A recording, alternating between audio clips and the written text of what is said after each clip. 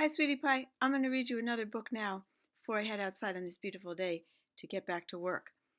And the book is called Blockhead, which isn't always a very nice word to call someone. However, who knows?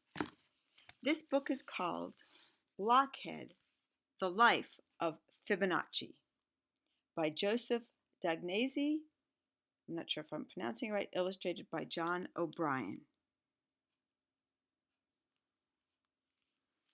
And you know how much we love math. Fibonacci is one of the famous ones. And you'll learn so much about him.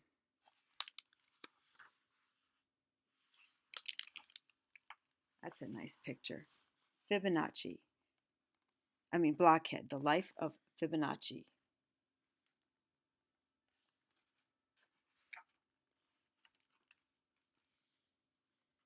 There's a very cool drawing.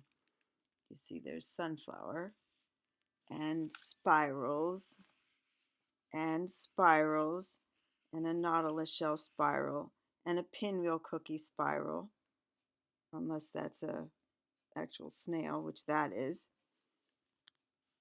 Seashells, starfish. Don't know what that is. Dog or deer.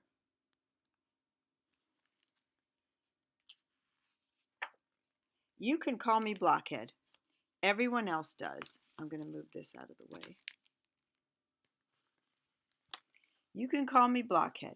Everyone else does.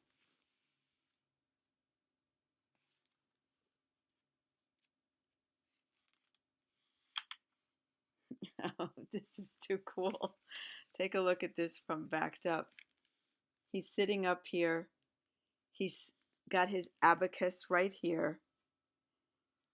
Flowers and spirals and all around him. And what does he have here? He has a field. And what does he have there? The field, which is in a kind of a spiral. And each division, this is half, circle or spiral, whatever. And then this is half of the half. And then this is half. And then this is half. And then this is half. And then that's half. And that's how you make a nautilus spiral. But you see, he's sitting on his hill looking down at the way his farm is. One day when I was just a boy, Maestro wrote out a math problem and gave us 10 minutes to solve it. 10 minutes, that's a good problem. I solved it in 2 seconds. There's a similar story about Gauss doing something similar. That's the way I am with numbers. I have loved them since I was very little. Everywhere I looked in my parents' home, there was something to count.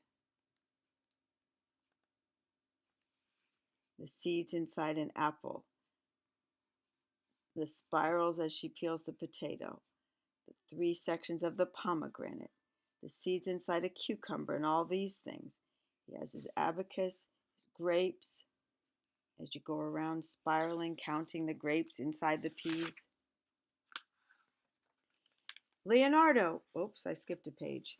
That day in class, the other students did their math on abacuses and wrote out their answers in Roman numerals. It was time consuming, but that's how we did our math back then.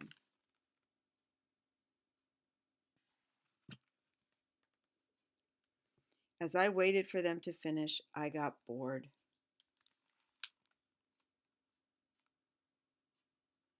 I counted 12 birds in a tree outside. How many legs did all the birds have? I wondered. How many eyes? How many wings? And if each bird sang for 2 seconds, one bird after the other, how long would it take all of them to sing? These were such beautiful questions that I started daydreaming.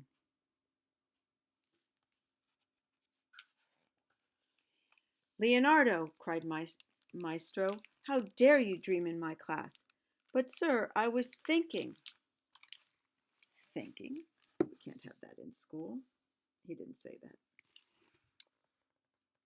Aha, Maestro cried.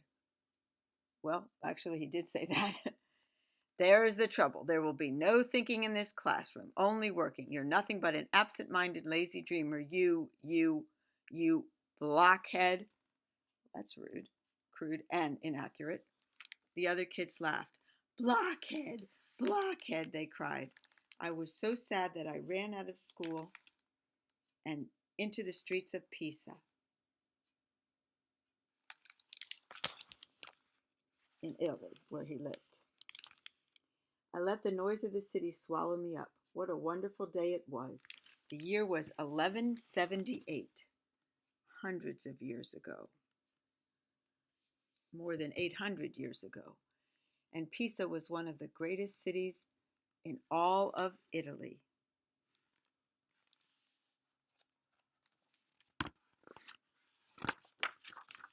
In the churchyard, workers were building a new bell tower. Something had gone seriously wrong with the builder's math. All around me, I saw and heard the glory of numbers. So many people were using math in their work. My head was swimming.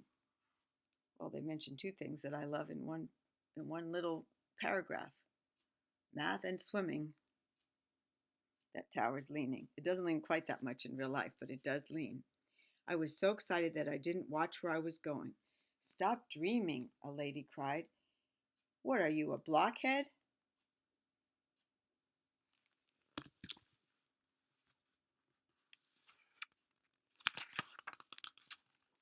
That night my father was angry. The whole city is talking, he yelled. Everyone says my son is an idiot. They call you Blockhead. I can't have that. This book is dumb. Well, sorry, maybe it'll get better. Perhaps you're being too hard on the boy, Signor Bonaccio, said my father's advisor, Alfredo. Silence, cried father. Leonardo, soon you will leave with me for Africa. That will put an end to these nicknames. I'll make a merchant out of you yet. Yuck, I thought. Who wants to be a merchant?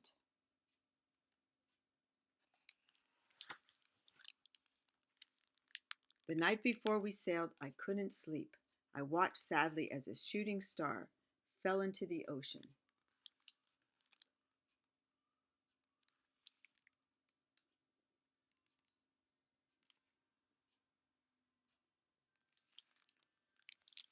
In the star's light, I saw an old friend. He waited for me to dry my tears.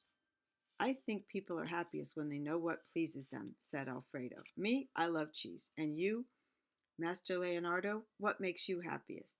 Numbers, I said without thinking. Then you should learn all you can about them. That way you will always be happy.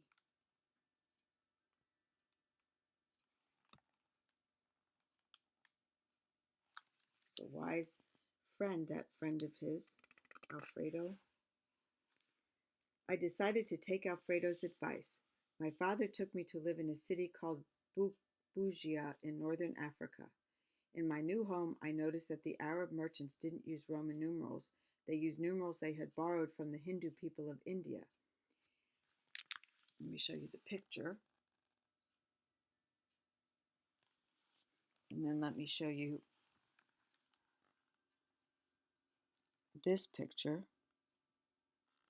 And this is 18 in Roman numerals, and that's 18 in the new numerals that we call Arabic, but he said that they borrowed them from the Hindu people of India. That's how, this is the way we write 18. And they show you here. Back home, we wrote this. X stands for 10, V stands for 5, and the three I's stand for 8 threes. So 3, 5, and 10 is 18, but we write it like this. See how much easier it is? I wanted so much to learn these numerals. By day, I did my father's accounts. At night, Alfredo went with me as I learned the strange new numerals. When I got older, my father sometimes sent me on business trips. When I wasn't working, I sought out wise men in every city. In Egypt, I learned how the ancient pharaohs and their subjects had used fractions. I measured my way through Istanbul and Damascus, Syria. In Greece, I learned about geometry from ancient books of math. In Sicily, I put my division and subtraction skills to good use. In France, I ate fish soup. Nothing like a little stereotyping.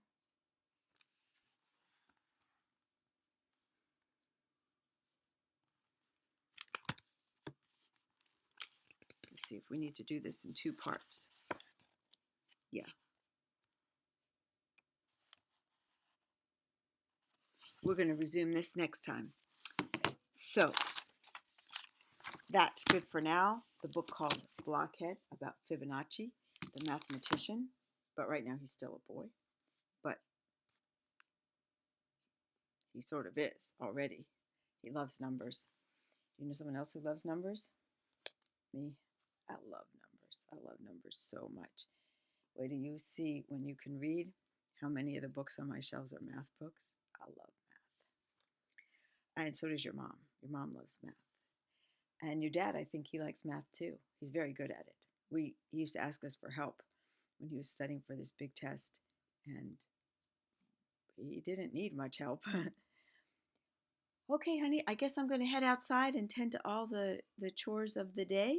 It's supposed to get quite cold tomorrow and through the weekend, so I think I'm going to do as much as I can today. I hope you have a splendid day. I love you to bits, and I will see you soon. Bye, baby.